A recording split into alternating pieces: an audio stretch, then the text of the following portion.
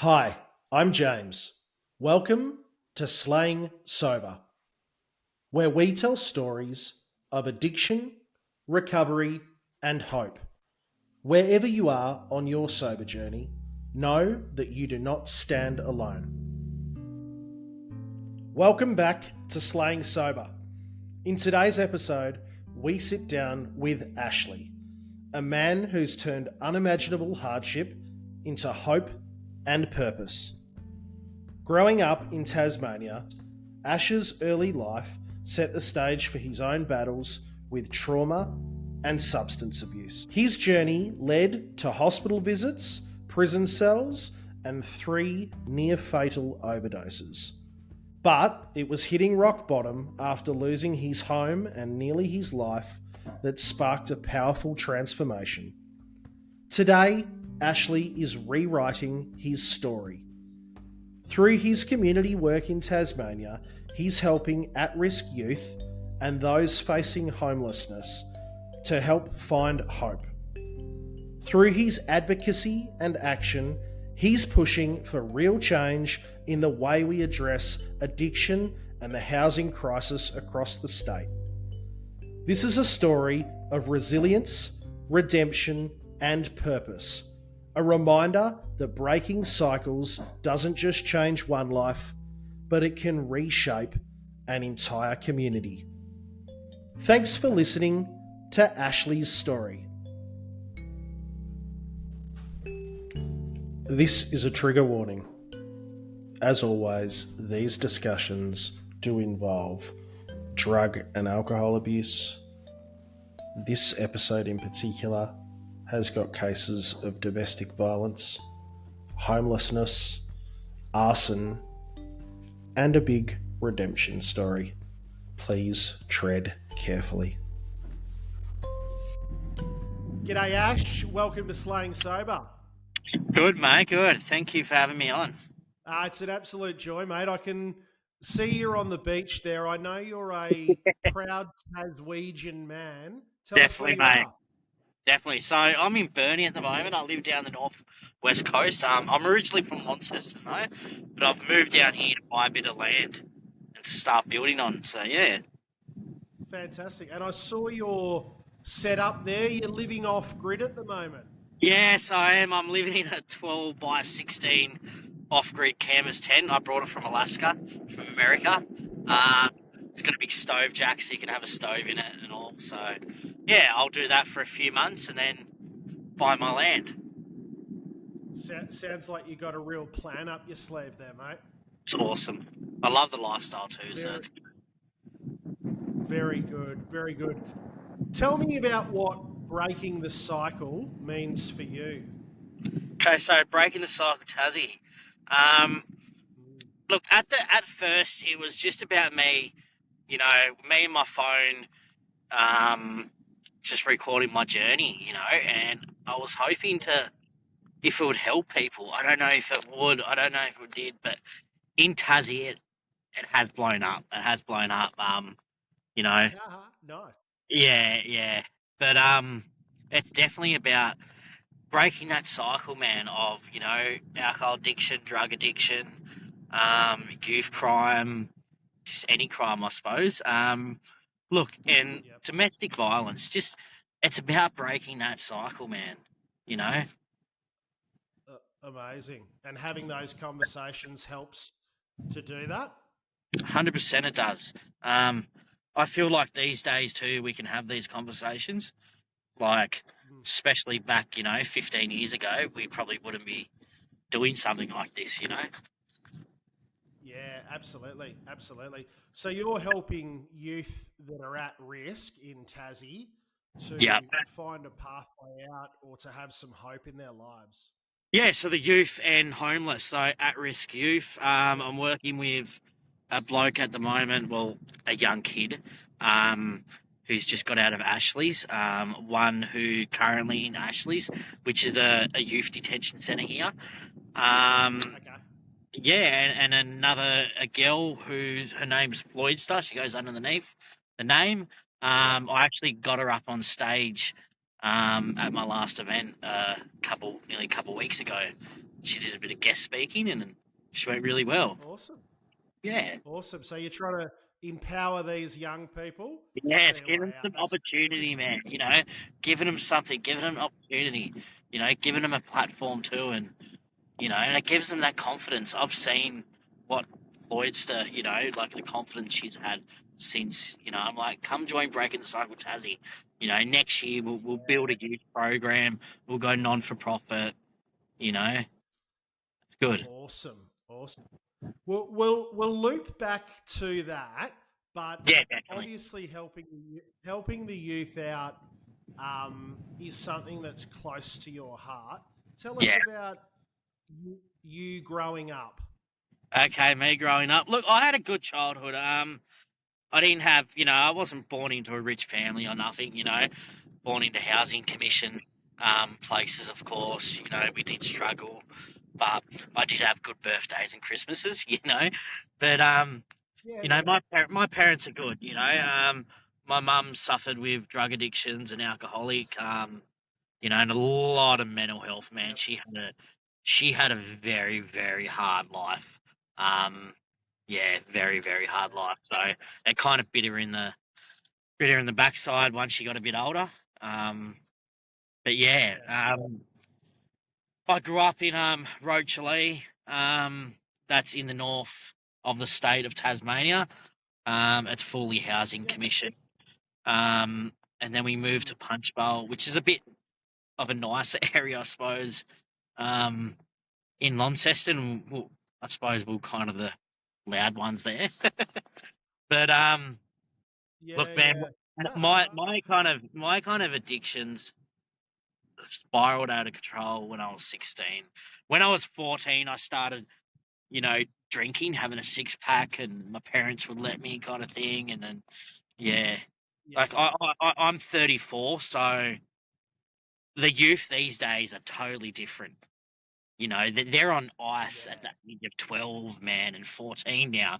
Yeah. And especially in Tassie, man, like drugs hit Tassie at a much later stage than it did to the Yes. mainland.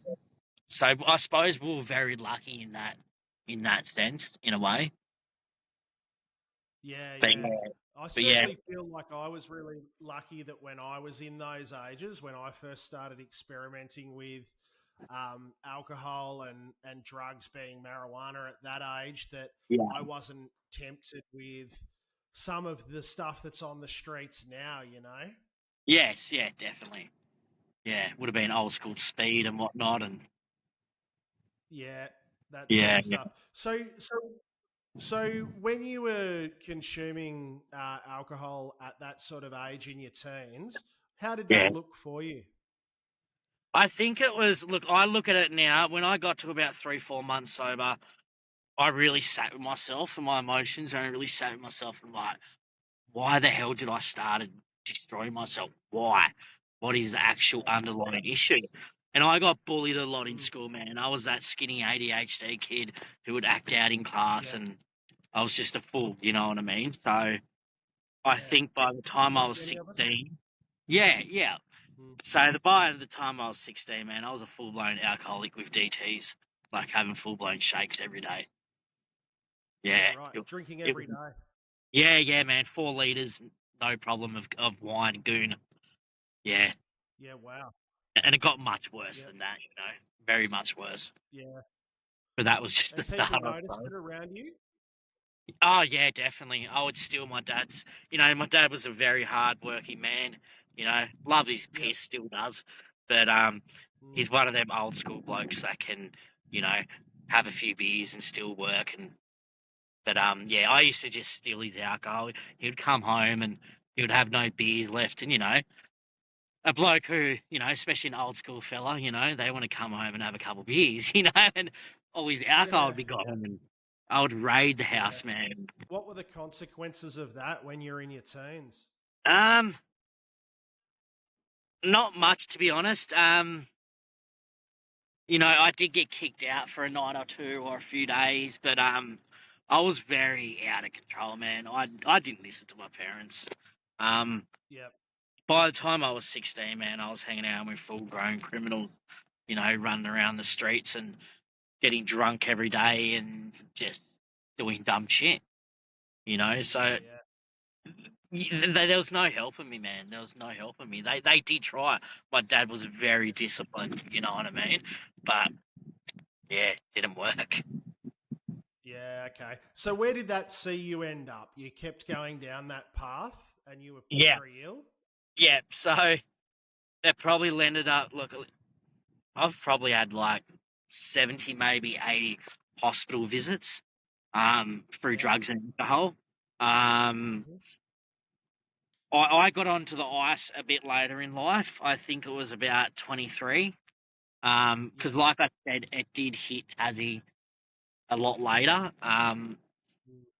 But yeah, it ended up leading to drinking probably 6 to 7 litres of goon wine a day. Um, Yeah, okay. I was weighing like 54, 51 kilos. Um, Yeah. I was yellow, man. Eyes were yellow. Body was just shutting down. I've been on short-term dialysis, so that was for 9 days. So I've done that 3 times. Um, Yeah, right. Very lucky I'm not on full time. Um, Yeah. but yeah, and then kind of, yeah, 5 prison sentences. It led into a very destructive life, man. And by the Yeah. time I was, because I had a kid at 25, 26, around about. Um, Yes. Broke up with my partner at the time when my daughter was 10 months, and I just got worse, man. And then I just started drinking Yeah. sanitizer. You know what I mean? Like, Oh, that's how God. stupid and Yeah. bad it got, man. I was drinking, Yeah. and at the time I thought it was cool, but now it's just disgusting. I'd get a bottle of sanitizer and 1 shot of metho and put the metho in the sanitizer and just shake it up and drink it, man. And I'd just hallucinate and Oh, man. end up in hospital each time. It was just, Yeah. Oh, my God. yeah, Yeah. very So, destructive. in the 12-step program that I'm part of, it Yeah, says that without recovery, our addiction leads to jails, institutions, and death. and death at the end. Yeah, yeah, So definitely. you were I don't pretty know close how to I'm alive. dying, do you reckon? Yeah, I've had 3 overdoses, Yep. multiple times of alcohol poisoning, of course. But I don't know how I'm alive, man. Even my mum says, you're like a cat with 9 lives. Um, yeah, it's crazy, man. Like, I don't know how I'm alive. There, there has to be something. I Yeah. think that's my purpose to help other people now. Yes. Yeah, Yeah. definitely. So you were in that really dark place, and Yeah. your lifestyle was really problematic. What led you to get better? My third overdose. And Yep. I've actually my mother doesn't mind me talking about it now. Like I said, she suffered with a lot of mental health, man. Um, she Yes. stabbed my dad 3 times. Um, Mm, and then 3 years, she did jail, of course. 3 years after that, she stabbed him 5 times. Um, and yeah. Right. I witnessed, um, all of them, both of them. And the second time was the one that got me, man. It really, you know, messed me up in my head. And I ended up our home in Punchbowl, I think 16, 18 years or something, roughly, got taken off us because, my mum was on the lease, and because she went to jail too many times, they're just like, nah, you guys are out. So, yeah, my dad lives with my sister in a very small unit, and I went back to the streets. So, I was full blown homeless in my own town, and that was the most worst feeling I've ever felt. Especially waking up, Yeah. walking around at 5, 6 a.m. and seeing blokes, in their tradie outfits working, and I'm just like, this is just like, how did life get like this? You know what I mean? Yeah. Well, You've gone through some very traumatic circumstances. I'm really sorry you had to deal with that, Ashley. nah, nah. I suppose it is what it is. I know it's not normal, but You know, I'm definitely over it now. You know, it's fine, but Mm, it's still not good and it's still not healthy. But yeah, I was homeless on the street for a while, and yeah, I end up I ended up breaking into the house, man, a few times, sleeping there. The house was actually empty for 10 months, so housing didn't have nobody in there for 10 months. You know what I mean? mm, I suppose at the end of that, it kind of pissed me off. I'm like, my dad's yeah, actually a good man, a good working hard fucking Aussie man, you know, and you're kicking us out on the street. You know what I mean? And it's just like, yeah. So I end up eventually going in there, committing arson and trying to kill myself in a house fire. So right. yeah, There's some symbolism going back to that house that you had so many memories with it being in the was, man. family, That's and what it was. Yeah, yeah, yeah. Going trying to there, burn getting away the money. past, or 100% it was. Literally, yeah, you get it. yeah, It was just all these memories, and because I was in a very deep, my mental health, man, it was gone.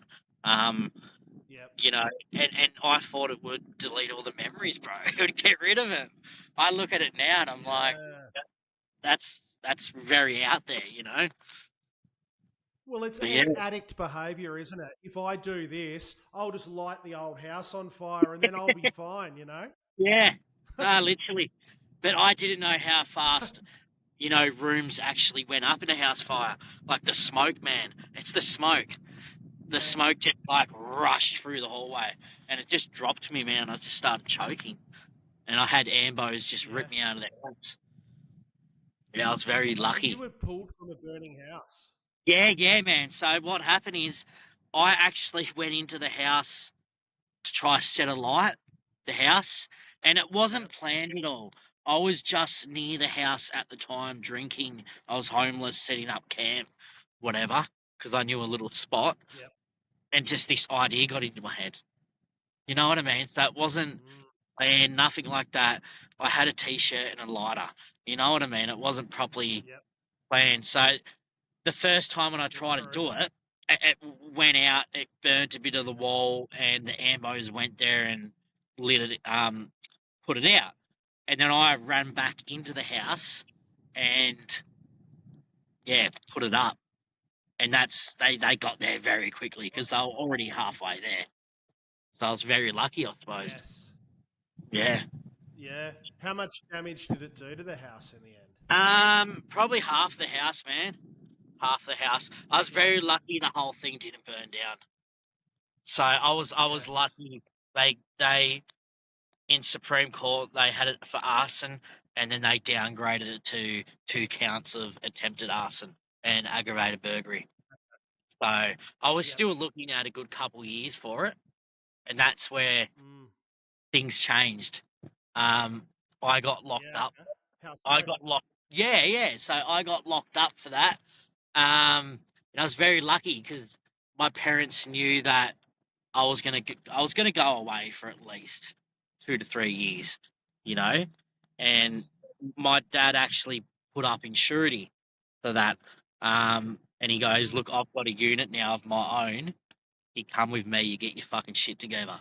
And that's what yeah. kind of changed me, man. It was like I need to do something. But I suppose it wasn't enough. I did have my third overdose.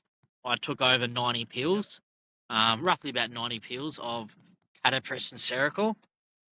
So that's a heart Yes. medication and a kind of antipsychotic which knocks you out. And I thought that would stop my heart and put me to sleep and I wouldn't wake up, but it didn't. Um, I remember about, So that was a suicide attempt. yeah, 100% it was. I had about 10 to 15 nurses rushing around me, and that's all I can Yes. remember. I remember waking up about 19 hours later. Um, Yep. yeah, I sat there in that bed. I'm like, something's got to give now. Like something actually Yeah. had to give. Like I actually do Yep. something. I'm just gonna be dead, and Mm, that's it. And in reality, man, I didn't want to die. You know, like I tried yeah. to. so many times, but I suppose that's just, yeah, you want to feel something, I suppose You they had say. you had a gift of desperation. Yeah, I did, man. Something had to bloody change, and it did. So Um, what did you do? I stayed at my dad's. I just went ghost from the world kind of thing. I went to the gym. Yeah. I just got really bloody healthy, man. Yeah, Yeah. Good. I was on curfew, and because I stayed out of trouble for nearly I think it was like 12 to 18 months. I can't roughly. My memory's very bad, but yeah, because I stayed out of trouble Yeah. for a long time, the judge goes, Mm. why were these blokes, why was this fella kicked out of the house after they just Yeah. witnessed all, and then he goes, and actually, before the arson, I presented myself 3 times at the Launceston Hospital that week when I did the arson because my head Okay. was that messed up, and they wouldn't put me in the mental health ward. So the judge is like, well, this could have been Right. avoided. And it's like, if I send him back to Yeah. prison for the 6th time, his mental health's only going to Yes. get worse, and he's just going to get worse. He's like, he showed that he stayed out of trouble for the longest since he was 15. I'm going to give him a chance. So they gave me a suspended sentence, and I finished that suspended sentence about 8 months ago. So yeah, my first ever suspended I've sentence. heard I've had a few conversations with addicts in recovery Yeah, about judges and when they've seen them as being a human and they've seen them try to better yeah, themselves and just with yeah, some leniency and with human yeah, touch and also seeing that you as an addict are trying to make your life better. I've had numerous cases where I've interviewed people that have said that judge saved my life. yeah. Well, he probably did. I didn't. I actually haven't. I've never looked at it like that. He saved my life, but he probably did. I probably would have got two, maybe 3 years jail, and I wouldn't have Yeah. changed. I would have just got worse.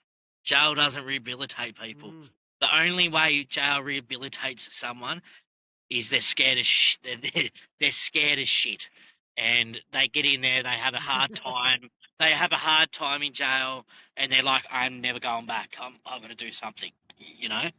That's normally how it kind of works. Yeah.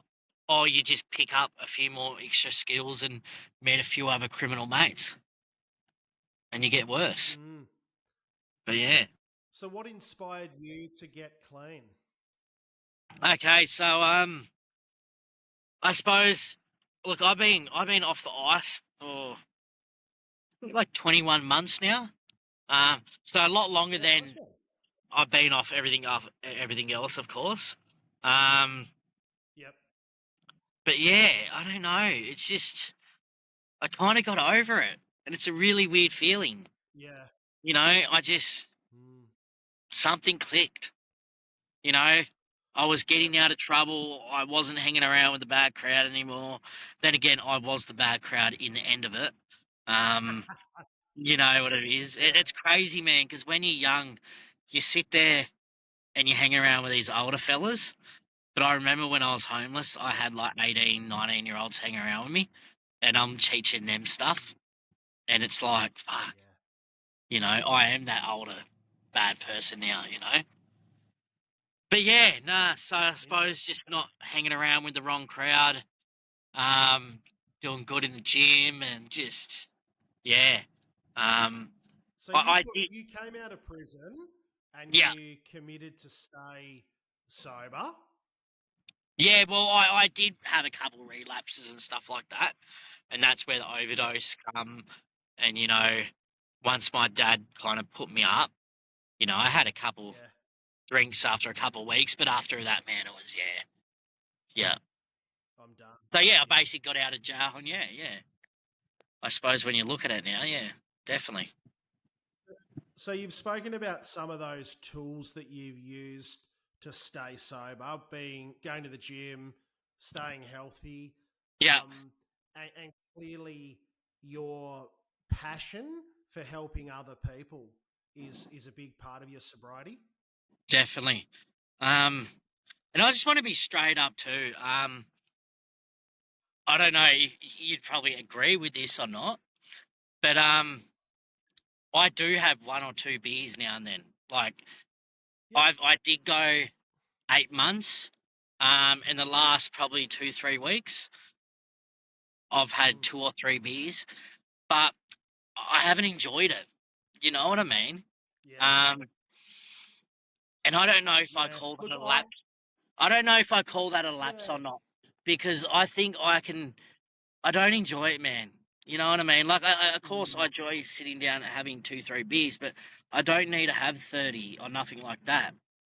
You know, but I Yeah. am Look, starting Monday. I am gonna.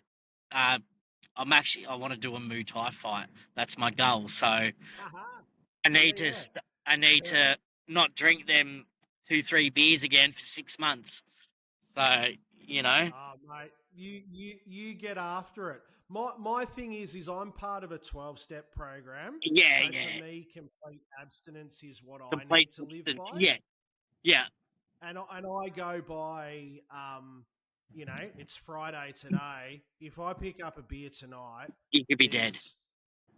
there's well, I could be. There's no fucking guarantee that I'll No, come home for the rest of the weekend and that I won't exactly. be picking up bags and going to the city, and then I'm, Yeah, right back to Monday morning wanting to wrap my car around a tree again. yeah, So for me, I can't. I understand that other people do it in different ways, and yeah. There's different forms of I can recovery and respect whatnot. I can respect that, but that doesn't work for me and my Yeah, program. exactly. Like I don't even know how this works for me. I think I've Yeah, the last few days I've tried to understand it, and I'm like, how did I go from so destructive to not wanting to go so destructive? And I think it's because I've actually got things in my life now. I have this platform. yeah, I'm running events. I want to go non for profit next year. I've never had none of these stuff. I've always been just a yeah, bum. You know what I mean? So yes. I'm scared as shit for losing it, man. Yeah, yeah, I think and that's what it is. maybe that's the inspiration for you, Ashley. That now Yeah, exactly, and that's you've what I'm got trying to something to figure out. lose, brother. Yeah, exactly. Where back in the day, if I went 2-3 months, well, 2-3 weeks, whatever, sober, and I picked up something, it didn't really matter. That's the Yeah, way my head was, and of course it did matter because it's my fucking life. You know what I yeah, mean? Yeah, but yeah. Look, I've fortunately still got my children in my life, yeah, and I'm building amends with my wife, and our relationship has never been better, and I owe it to them as well, yeah, to 100%, be man. the I do best get version that. of myself. Yeah, I do get that, 100%. Where I'm, I've got that. I'm a bit of a free man, I suppose, and you know what I mean. You'll work But it out yeah, I though. can You're have. still learning. Yeah, exactly. And I'm still progressing. Even though I can Yeah. kick back and have 2-3 drinks, it's, and it's not all the time.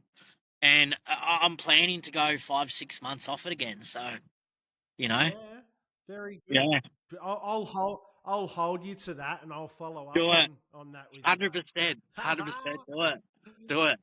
It's going to So be a bit, I don't think it's going to be such a big deal, but it's like kind of bummer, but it is what it yeah, is. These goals are bigger than having them 2-3 beers, man. Way bigger. yeah, Yeah. 100%. I've, Now I've always wanted to we're step in that speaking. cage. Yeah, we're speaking with a lot of transparency here and following you online. That's what I love about you. You wear your heart on your sleeve. Yeah. You recently said your mental health was struggling a little bit. How are you going now, mate? Yeah, I'm going amazing now, man. I did burn out. Um, Mm, Having the platform like I did, like I don't have a massive platform, but in Tasmania, man, it's a very small place. Um, I can walk down the street, man, just to go to like Woolworths, and I've got 2-3 people pulling me up. You know what I mean? And Yeah. having that for 8 months straight, it's kind of, and I understand it is positive stuff, but I suppose I was one of them kids that, and one of them person that was crying for attention, but then when I got it, I didn't like it. I don't like the attention, Yeah. man. I actually really don't. Yeah. I'm not Yeah. used to it, I suppose. But yeah, and I suppose it's the messages, man. Like some days I got 15, 20 people messaging me. You know, some Yes. days I've got Yeah. 5, 6 people, and it's constantly every single day. And especially when you have a platform at the start, you really need to be consistent. You know, and Mm.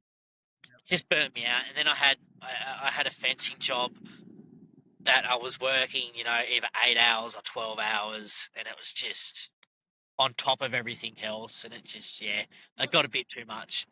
But at least I knew Yeah. my breaking point, I suppose.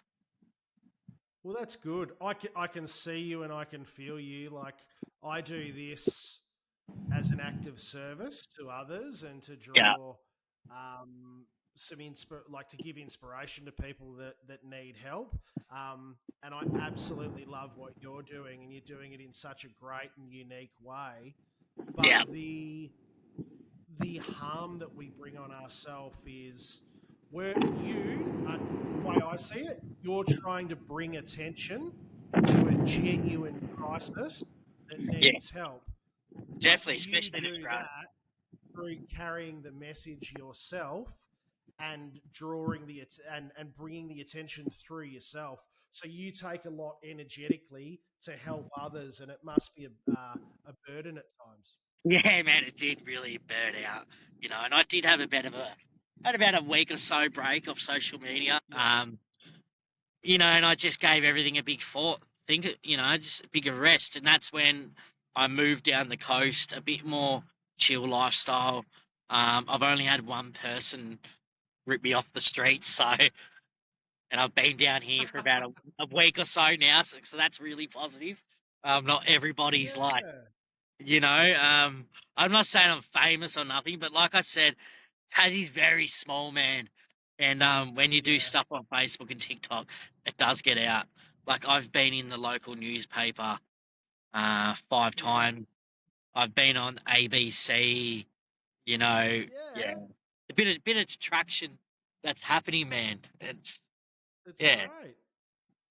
It's great. You're going outside of social media to the real media world, and you know, there you need to do that, I think, to get real people to listen. You're talking about issues that require fucking government attention and 100%, man.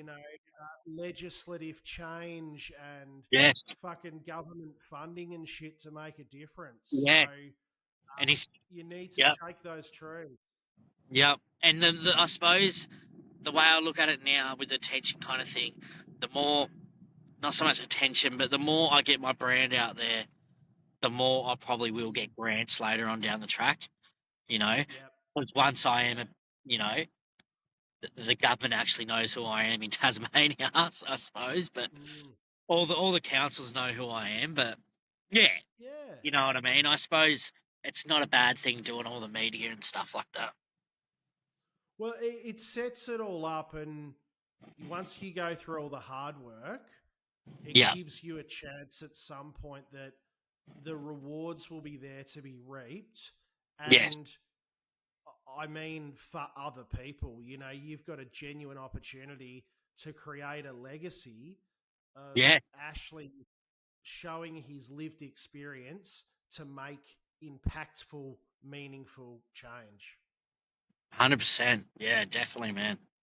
That's what I That's want to do. really You know, exciting for you, brother. it is, and it's not about the money, man. I'm not about the Yeah, money. I'm sitting on a beach doing a podcast. You know what I mean? Like, it's not about that. You know, like mm, I've got nearly 20K in a term deposit, man, ready to buy land, and that doesn't even make me yeah, happy, man. It does not make me happy. Nah, yeah, yeah, I thought it would. I thought it would, but it doesn't. You know, it's going to make life a bit easier, but it doesn't yeah. make it actually truly happy, man. Well, the problem is the people that live down there that close to the beach, mate, they're probably working 15-hour days, not seeing their kid. Their nanny's bringing up their children. They hate their Yeah, wife. You know, yeah, it's a false fucking economy. It sounds like you worked it out. yeah. No, exactly, mate. It's just yeah. I love the So lifestyle. what are you most excited for over the next sort of 3 6 months?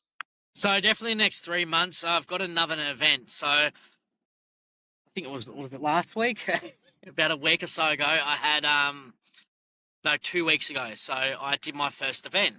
So it's Amazing. called Street United Jam.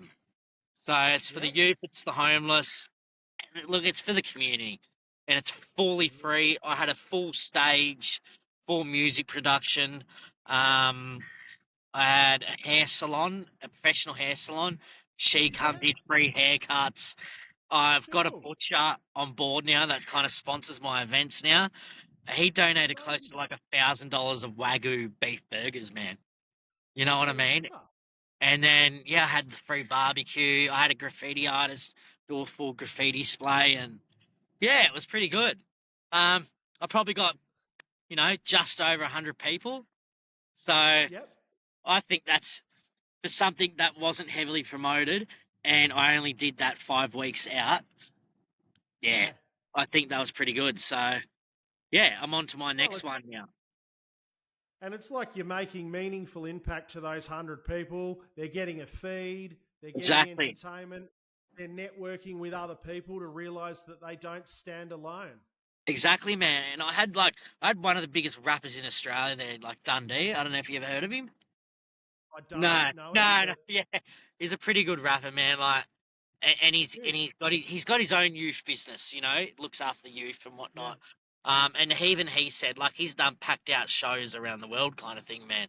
You know, um, and he just said, man, like the vibe it was and how you Mm. did it. It was one of his best shows he's done in a while. You know what I mean? Like, and have someone like Yeah. that go, whoa, because he'll get a pub and pack it out like that. Yeah. Um, but yeah, it was very special, man. Everybody enjoyed themselves. Everybody was basically Mm. sober. They Yeah. didn't need it like be in a pub, getting drunk, reckless, and Yeah. it was just the Yeah. vibe, man. It was so cool, and everybody had a And smile on their face. It was so good. and it's a great way to align yourself with youth at risk, Yeah, through MCs and through Aussie rap and through graffiti. definitely. All of this stuff is stuff to draw attention. I love what you're doing. Yeah, no, definitely, man. And I actually did have a few youth there, so I was very happy, and Yeah. yeah, you could tell they were having a good day, and it was all for free. You know, money was not involved, nothing was sold, no merch, nothing like that. It was just yeah, it was good, man. And now I'm on to my next one. So yeah, So good, mate. So good. Well, look, we'll wind it up there. It sounds yeah, no, like what I love is that you've got this sense of purpose to help hundred others, percent, and yeah, and for myself, that's yeah, yeah. Well, and it yeah, helps you through yourself, right? Keeps you yeah, tethered to your sobriety. yes, 100%, man. So I don't have to write myself off.